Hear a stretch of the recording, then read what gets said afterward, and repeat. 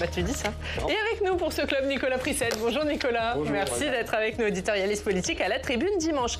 Et Pablo Pilovivien. Bonjour Pablo, merci également. Oui. Ouais, c'est ça, ce que je suis en train de me dire. Voilà, bref, rédacteur en chef de la revue Regard. On va parler avec vous de la visite surprise d'Emmanuel Macron à Marseille en opération offensive et fermeté dans la lutte contre le trafic de drogue. Et Steve, il remet les meubles. Steve, on va parler avec vous du CETA. Et de la chaise et de la table qui bouge. Oui, qu'est-ce que le CETA? Quels sont les enjeux? Le bilan est-il positif ou négatif? On en parle dans quelques instants. Allez, on va d'abord voir l'actualité dans nos régions. On va à Marseille.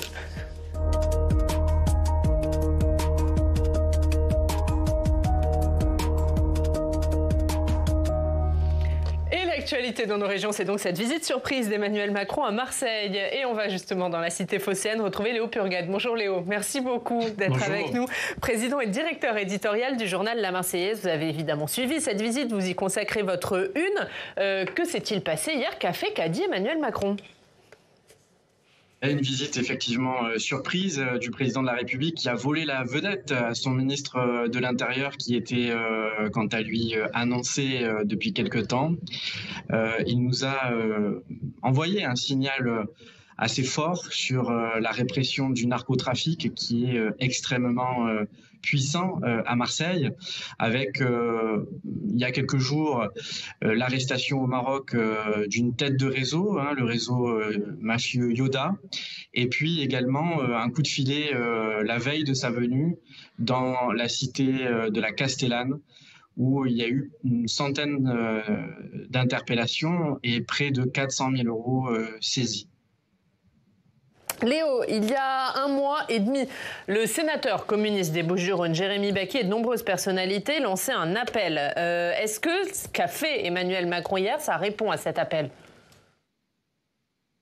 En tout cas, ça fait la démonstration que lorsqu'il y a des moyens qui sont mis et qu'il y a de la volonté politique, il peut y avoir des résultats contre ces trafiquants qui pourrissent la vie des quartiers populaires à Marseille et ont enlevé la vie de nombreux jeunes Marseillais l'année passée et encore en ce début d'année avec ce qu'on appelle désormais les narco-homicides, ces règlements de compte qui sont liés au trafic de drogue.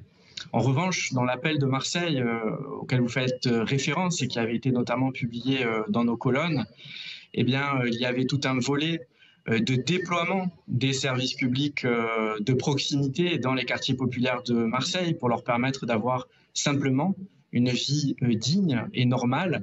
Et évidemment, ce volet était absent du discours présidentiel, alors même que sa venue avait lieu au moment où les fonctionnaires, à l'appel de l'intersyndicale, manifestaient dans les rues du pays.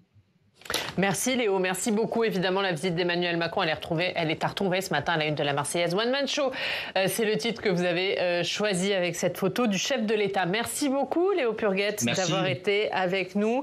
C'est une visite surprise, mais est-ce que c'est si surprenant ça de la part d'Emmanuel Macron? Alors, surprenant pas tant que ça, vous avez raison de poser cette question, parce qu'on sait que le président de la République est particulièrement attaché à la ville de Marseille, sa ville de cœur, et il a exprimé dès bien avant sa candidature en 2017 qu'il avait une affection particulière pour la ville. On avait même imaginé à une époque qu'il puisse être candidat au municipal là-bas, donc c'était bien avant qu'il soit président de la République. L'histoire n'est pas finie. Et peut-être qu'il le sera un jour.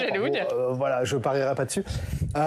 Et donc aujourd'hui, hier, c'est lui qui s'y est collé, qui est allé mettre l'accent médiatiquement sur les opérations de très grande envergure qui sont menées par les forces de l'ordre là-bas contre le trafic de stupéfiants.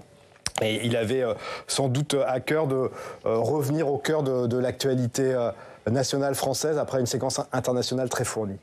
Pablo ?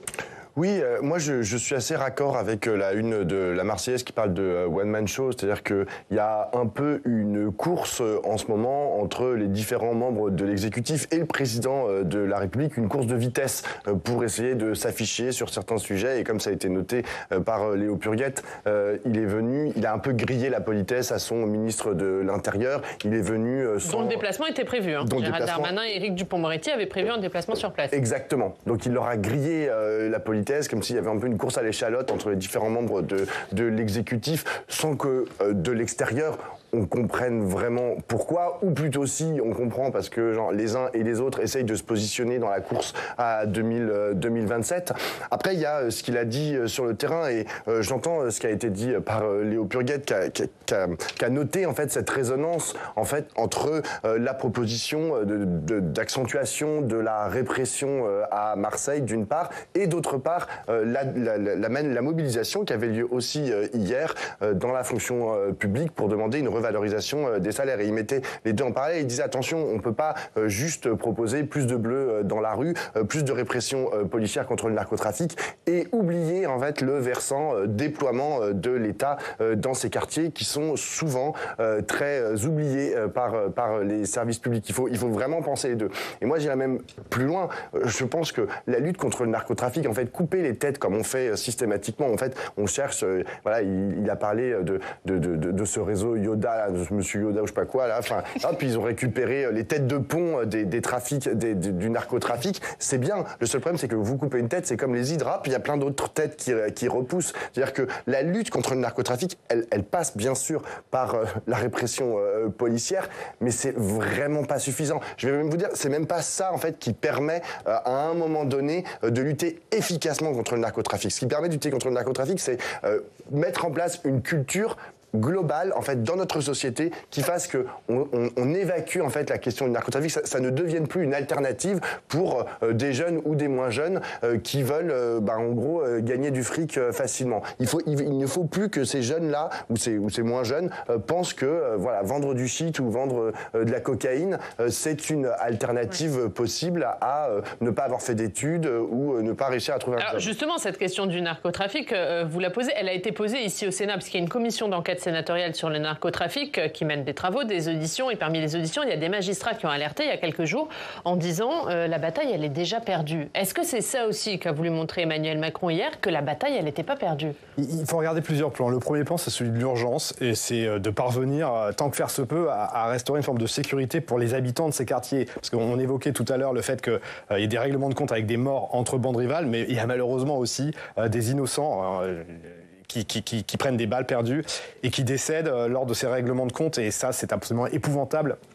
Évidemment, pour la population, est insupportable à vivre. Et donc là, il y a une urgence pour l'exécutif à montrer qu'il peut déployer massivement des forces sur le terrain pour essayer de mettre à mal les trafics et d'apporter de la sécurité à la population. Et on entend dans les reportages l'inquiétude des gens qui se demandent si les policiers vont bien rester et s'ils vont pas partir après, parce qu'ils ont besoin d'avoir cette protection du service public. Ça, c'est des enjeux de court ou de moyen terme. Et puis, il y a aussi des enjeux de plus long terme, et c'est ce que vous évoquiez, savoir comment on fait en sorte que les populations qui sont dans ces quasi-ghettos puissent avoir un avenir meilleur et en dehors du grand banditisme. Ça, c'est une question qui, évidemment, ne se résout pas uniquement avec de la sécurité, mais ça demanderait qu'il y ait une politique globale qui s'en occupe. On peut déplorer que ça ne soit pas exactement le cas aujourd'hui. Et puis après, la question du trafic de stupéfiants ou de la consommation de stupéfiants en elle-même. Gérald Darmanin a coutume de dire qu'il n'y aura pas de vendeurs s'il n'y avait pas d'acheteurs. On peut aussi penser qu'en matière de drogue, c'est plutôt l'offre qui crée sa propre demande. Et rappeler qu'il y a eu un travail, alors qui n'a pas été mené au Sénat, mais à l'Assemblée il y a quelques années, par 3 députés de la majorité, Caroline Janvier, Ludovic Mendes et Jean-Baptiste Moreau, qui avaient étudié très précisément le trafic et la consommation de cannabis en France, en faisant ce constat absolument déplorable que la France était le pays qui consacrait le plus de moyens en effectifs et en argent à la lutte contre le trafic, et pourtant c'était le pays où il y avait le plus de consommateurs. Donc ça veut dire qu'il y a un échec complet de la politique publique sur la lutte contre le trafic et contre la consommation, et ils avaient le courage de poser la question de la dépénalisation du cannabis et qui, un jour ou l'autre, je pense, viendra de façon plus mûre qu'aujourd'hui dans le débat politique. Oui, c'est tout à fait juste. D'ailleurs, il y a une partie des groupes à l'Assemblée nationale, notamment du côté gauche de l'hémicycle, qui propose la dépénalisation du cannabis, qui serait un moyen d'assécher tous ces parcours totalement illicites que fait le cannabis. Et aujourd'hui, ça reste une des principales drogues qui est utilisée. C'est pas l'héroïne ou la cocaïne, même si la cocaïne commence... Il y a de de plus en plus de gens qui consomment de la cocaïne, j'ai vu dans les dernières études. Mais après, il y a la question de la répression policière. C'est important pour les gens qui pensent que ça peut être une solution, même à court, à moyen, voire à long terme, que de mettre de la police partout, en gros, à tous les coins de rue, et que ça va résoudre le problème de la sécurité. D'ailleurs, au-delà de la question du narcotrafic, il y a, si vous prenez par exemple des exemples de pays d'Amérique centrale ou d'Amérique latine, où il y a pratiquement un policier, enfin je veux dire, c'est la réponse de certains gouvernements d'Amérique centrale à la question du narcotrafic et de la sécurité, c'est de mettre des policiers partout. C'est-à-dire que vous avez une militarisation du pays. Je pense par exemple au Venezuela, où il y a des militaires absolument partout. Eh bien, c'est ultra violent.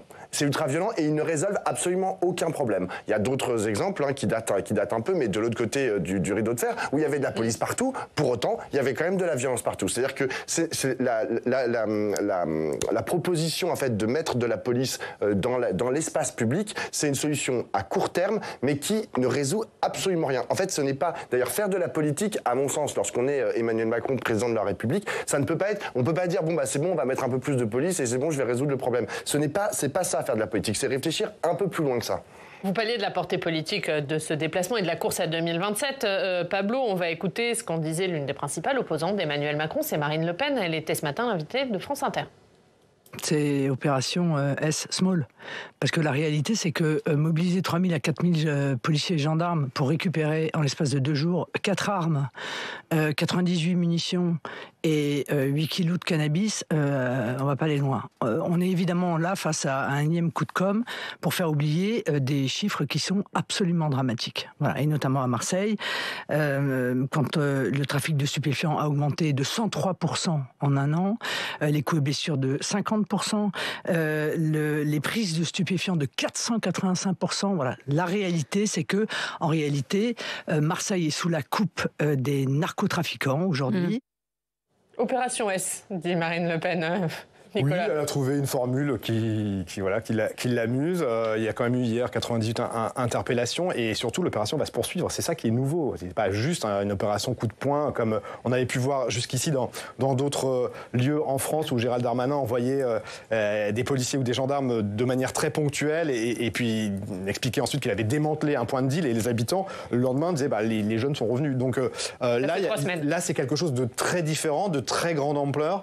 Benoît Payan, le maire de Marseille l'a souligné, ça va durer plusieurs semaines et donc ça veut dire que à la fin ça sera peut-être pas small comme dit Marine Le Pen, on verra ce que ça sera, on en dressera officiellement c'est XXL, on en dressera le constat mais il semble qu'il est trop tôt pour se prononcer puisque ça va durer plusieurs semaines. Ouais, il y avait une volonté aussi de la part d'Emmanuel Macron hier de s'afficher sur le terrain de la sécurité et d'afficher sa fermeté. Oui, bien sûr, c'est un des enjeux du moment, ou plutôt c'est un des enjeux que l'exécutif a envie de porter sur le devant de la scène. Ils ont envie de montrer, notamment à Marine Le Pen, et on la voit particulièrement agressive sur le sujet vis-à-vis de l'exécutif. Donc c'est la réponse en fait systématique. Aujourd'hui, comme ils veulent faire un bras de fer avec l'extrême droite, comme la Macronie veut faire un bras de fer avec l'extrême droite, sans arrêt en fait ils répondent sur leur terrain. C'est-à-dire qu'ils disent non mais vous voyez, genre Marine Le Pen elle dit qu'elle veut être ferme, mais c'est moi en fait je suis plus ferme qu'elle et je suis encore plus du côté de la sécurité des Français qu'elle, etc., etc.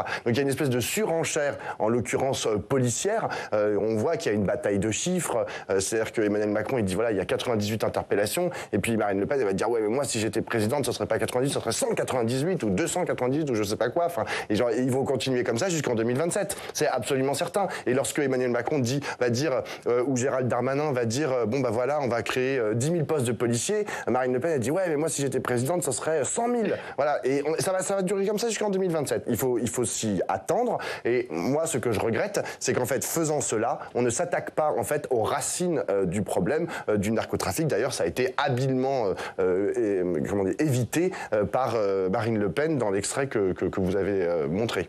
Ça s'inscrit dans la campagne des Européennes aussi, ce déplacement surprise d'Emmanuel Macron? D'une certaine façon, oui, même si pour l'Europe, la sécurité des États, c'est pas de son ressort, puisque c'est du ressort de la politique intérieure de chaque membre de l'Union européenne. Donc il n'y a pas, pour l'exécutif, là, un message spécifique à porter dans le cadre des Européennes. En revanche, il y a une posture... Mais dans le cadre d'un duel avec le RN? Avec le RN, où Emmanuel Macron, depuis plusieurs mois maintenant, tente de montrer qu'il y a des résultats. Et d'opposer à Marine Le Pen ce qui se passe concrètement sur le terrain. Donc aujourd'hui, on a une opération qui est de très grande envergure et qui n'a jamais été menée. C'est aussi une façon de dire, voilà, nous sommes dans l'action, tandis que mes opposants, Marine Le Pen et les autres, sont dans la posture. Bon, c'est un jeu qui est assez facile et assez classique de la part d'un exécutif face à ses oppositions, mais... Pour le coup, là, il se passe vraiment quelque chose qu'on n'avait pas vu. Et donc, on sera impatient, je me répète un peu, de dresser le constat de ce qui aura été fait à Marseille et de regarder l'ensemble des sujets qui dépassent pour Marseille le simple cadre du trafic de stupéfiants. Juste, vous l'avez noté, l'opération va durer 3 semaines, je crois. Au bout de 3 semaines, les policiers appelés en renfort vont lever le camp. Je ne sais pas si vous avez déjà vu. Moi, j'habite à Stalingrad et je peux vous dire que parfois, je vois en fait la police qui se met au pied des bâtiments pendant plusieurs soirées. Et donc, à ce moment-là, les gens qui prennent du crack, qui sont d'ordinaire, qui occupent l'espace public, ils disparaissent. Et une fois qu'ils ont disparu, même lorsque ça dure 2 jours, 1 semaine ou 2 semaines, une fois que les policiers ont disparu, je peux vous dire que hop, ils reviennent absolument automatiquement et immédiatement. Donc là, il y a un gros risque qu'il se passe exactement la même chose à Marseille. Après ces 3 semaines, je ne vois pas pourquoi en fait les trafiquants ne reviendraient pas récupérer en fait l'espace qu'ils avaient délaissé au profit des CRS et des policiers qui avaient été mis en plus. L'objectif étant de démanteler les réseaux et les têtes de réseau. Oui, mais j'espère que ça sera la conclusion avant la fin. On va parler de ce qui va se passer demain matin. Au Sénat, les communistes ont mis à l'ordre du jour un texte inflammable, le CETA. Steve, qu'est-ce que cet accord? C'est un accord de libre-échange. Très bonne question, Yann. C'est un accord de libre-échange conclu entre l'Union européenne et le Canada en 2014. Il est entré partiellement en vigueur en 2017. 95% de ces mesures s'appliquent depuis cette date, et notamment la réduction des droits de douane. Le CETA supprime tout simplement les droits sur 98% des produits échangés entre le Canada et l'Europe. Ça concerne l'agriculture, la santé, mais aussi la culture. Alors, est-ce qu'on peut déjà tirer un bilan? Alors, le gouvernement ne s'en prive pas. En tout cas, Matignon a organisé un brief avec les journalistes. C'était en début de semaine. L'idée est de faire passer un message clair. Le CETA profite largement à la France. On va voir quelques chiffres. Depuis 2017, les exportations françaises au Canada ont augmenté de plus 33%. Elles sont passées de 3,2 milliards à 4,2 milliards entre 2017 et 2023. Dans le secteur des services, les exportations ont augmenté de plus 71%. Ceux qui se frottent les mains, Oriane, ce sont les producteurs de vin et de spiritueux. Notre excédent commercial est passé de plus 475 millions d'euros à plus 591 millions d'euros entre 2017 et 2023. En ce qui concerne les produits laitiers, là encore jackpot, notre excédent avec le Canada est passé de plus 37 millions à plus 59 millions d'euros sur la même période. Donc tout le monde est gagnant si on en croit le gouvernement? Globalement, oui, mais le diable, comme d'habitude, se cache dans les détails. Si le bilan en termes comptables est plutôt positif, les petites exploitations et les éleveurs de bovins, eux, ne tirent pas vraiment profit du CETA. La raison est simple, ils n'exportent pas beaucoup, voire pas du tout vers le Canada. Ils redoutent également dans les années à venir, je vais y arriver, une concurrence déloyale des produits canadiens. Ce qui est vrai, c'est que les normes sanitaires au Canada ne sont pas les mêmes que chez nous. Les animaux peuvent être nourris avec des farines ou des antibiotiques qui ne sont pas acceptés en Europe. Et puis enfin, quel impact a réellement ce traité sur le climat? Selon l'Institut Veblen, le CETA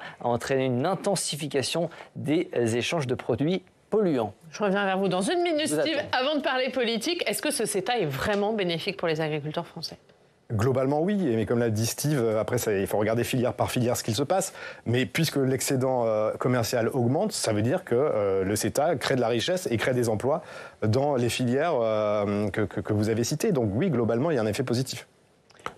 Alors, moi, juste, on va parler Paul après. Hein. Oui, on va parler politique. mais d'abord, vous avez cité l'Institut Veblen, justement, qui... alors, il prenait pas les chiffres de la DG Trésor, non. Il prenait les chiffres de la Commission européenne, qui dit à peu près la même chose. Il dit, vous voyez, il y a une augmentation de 26% des exportations. Le seul problème, c'est que l'Institut Veblen, ils ont remis ça, ils ont collé l'inflation dedans. Ils ont dit, en fait, si on met l'inflation, on passe de 26 à 0,7%. Je pense qu'il faudrait faire la même chose chose avec les chiffres qui sont sortis par la Direction générale du Trésor, et on verrait en fait que c'est beaucoup moins, voire c'est négligeable.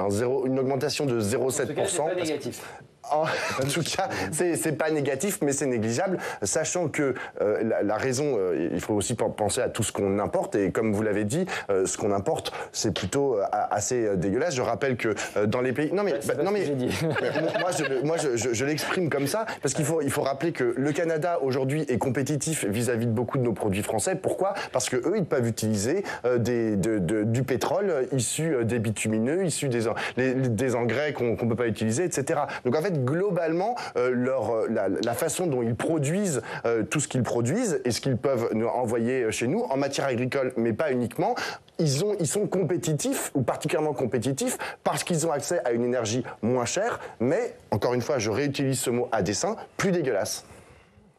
Oui, ça vous faites le procès de l'économie canadienne et des schistes bitumineux, mais ça n'a rien à voir avec le CETA. Le CETA, puisqu'on regarde les exportations, en matière agricole, tout ce qui concerne la viande, il y a eu très très peu d'exportations canadiennes vers la France. Vraiment, c'est infinitésimal. Ils produisent pas que de la viande.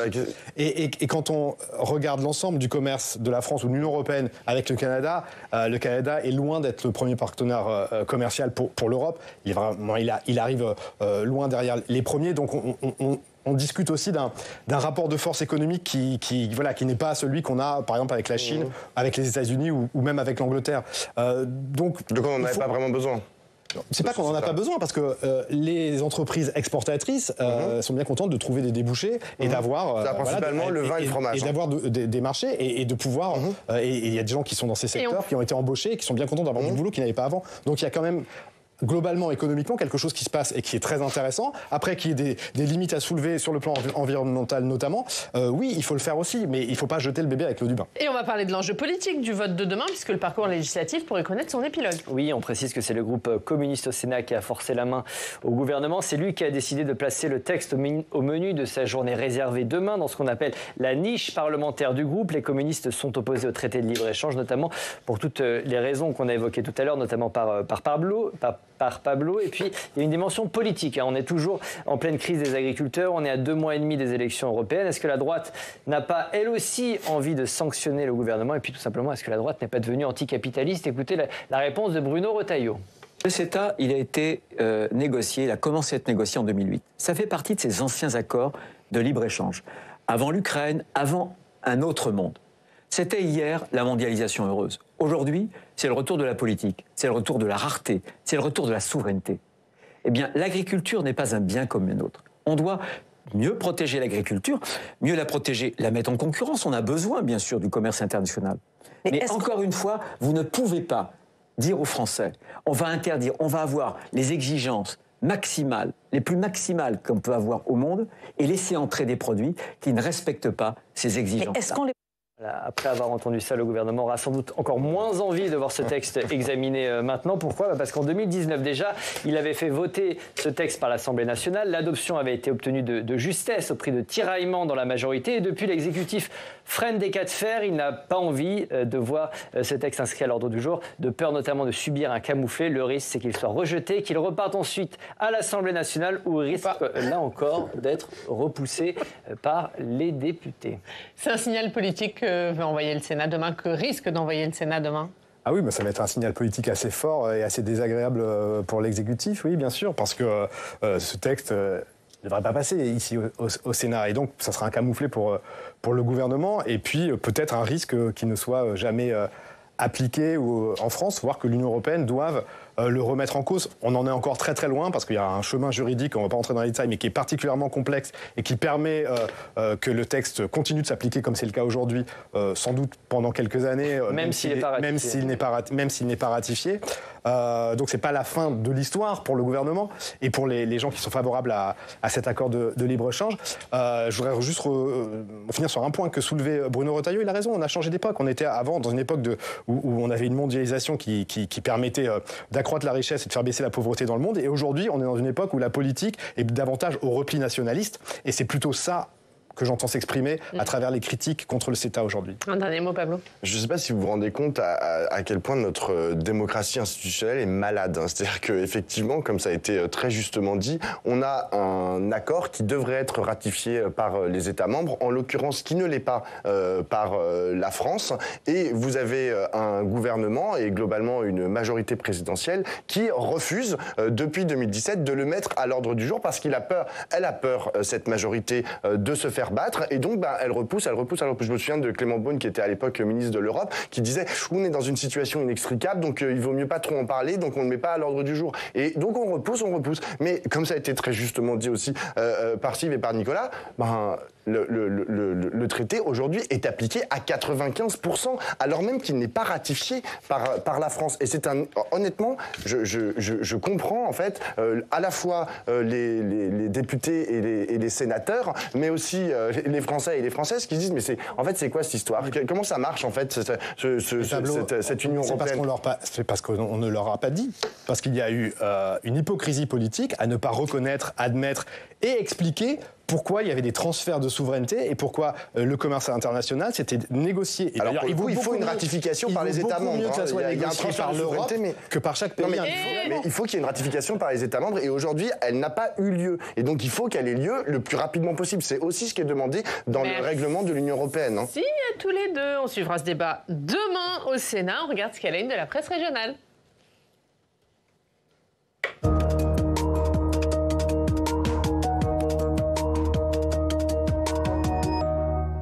Et focus sur les bons et mauvais lycées dans la presse régionale. Oui, le ministère de l'Éducation vient de publier les indicateurs de réussite des lycées qui s'appuient notamment sur la base des résultats au baccalauréat de l'année dernière. Évidemment, ça intéresse tout le monde. Le Courrier Picard nous dit qu'il s'agit de bien plus qu'un simple palmarès. Cette dépêche du Midi fait un focus sur les performances des lycées d'Occitanie. Dans sa une, le Dauphiné Libéré nous donne les meilleurs lycées de l'Isère. La Nouvelle République passe elle aussi son département, l'Indre-et-Loire, au peigne fin. Mais au final, Oriane, qu'est-ce qu'un bon lycée? Qu'est-ce qu'un beau lycée? Faut-il l'évaluer sur la seule base du taux de réussite au bac? Faut-il prendre en compte l'épanouissement des élèves? Vous avez 2 heures. On va y réfléchir. D'abord, ici, c'est Marseille. Ici, c'est Paris. Mais effectivement, Emmanuel Macron était en visite hier à la Castellane, visite surprise qui s'est transformée, nous dit la Marseillaise, en one-man show. Le président a volé la vedette à Gérald Darmanin. Il est venu annoncer la première d'une dizaine d'opérations Place Net XXL contre les trafiquants de drogue. Ces opérations devraient s'étendre sur plusieurs semaines dans toute la France. Objectif, détruire les réseaux. Une loi pour traquer les prédateurs dans le sport. À la une de Midi Liébouille ce matin, pour protéger les mineurs dans le sport, le contrôle du passé des éducateurs va devenir systématique et annuel. Les présidents de clubs vont être tenus de signaler les comportements à risque. Le texte a été porté par le sénateur du coin, Sébastien Plat, et l'ancienne patineuse Sarah Abitbol. Il a été adopté par l'Assemblée nationale fin février. Une dernière question qui demanderait bien plus que 2 heures d'ailleurs. Où se trouve le bonheur? Le bonheur se trouve dans la Nièvre. Dans la Nièvre, c'est la journée internationale du bonheur aujourd'hui. Le journal du Centre nous le rappelle et nous explique comment les Nivernais ont trouvé le bonheur. Certains sont tombés amoureux de la Loire, d'autres se sont épanouis grâce aux relations sociales qu'ils ont tissées dans le département. Vive la Nièvre et vive le bonheur. Je ne suis pas de là-bas, mais notre réalisateur, je crois qu'il est... Philippe de Sony, on salue, qui est de la Nièvre. Voilà, c'est là que se trouve le bonheur, Philippe. On viendra. Merci beaucoup. Merci Steve. Merci Nicolas. Dans la tribune dimanche, on attend dimanche. Et dans la revue Regard, c'est Israël. Oui, nous, c'est Israël. C'est silence, on génocide. C'était ça la dernière une de notre mensuel. C'est à lire. Merci beaucoup, Pablo. Merci, Nicolas. Merci à tous de nous avoir suivis. Prochain rendez-vous, 18h. Thomas Hugues, Sens Public. On se retrouve demain. Très bonne journée.